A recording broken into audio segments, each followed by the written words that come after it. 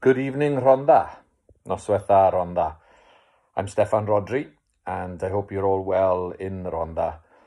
I've been asked by Chris Bryant to read you a poem which has inspired me, and I find it very helpful in these difficult times in which we find ourselves.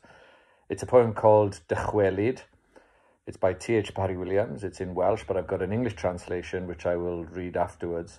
But I'll read it to you in Welsh first. Dychwelyd. Ni all terfysgoedd deiar byth gyffroi distawrwydd nef.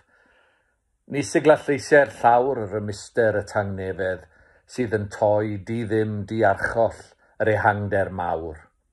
Ac ni all holl drybestod di na byd darfu'r tawelwch nac amharu dim ar dreigl a thrôr pellderau sydd o hyd yn gwneithu'r gosteg a'i chwirnellu chwym.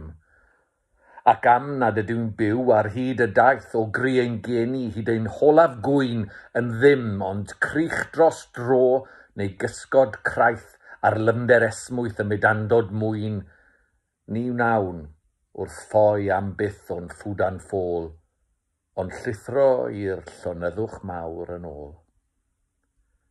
Return. No earthly riot that we make can mar the peace of heaven. There is no voice here with power to match its tranquil might and jar that endless, perfect, overarching sphere.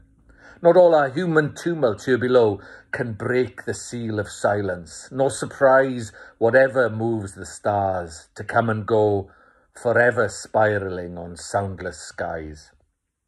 For all our life, from cradle to the grave, from infant's cry to our last agony, is but a shadow wound, a passing wave, which leaves no scar on that smooth, silent sea, as from this earthly fuss we find release to meld once more with everlasting peace. Thank you very much. Diolch yn fawr, pob hwyl i chi.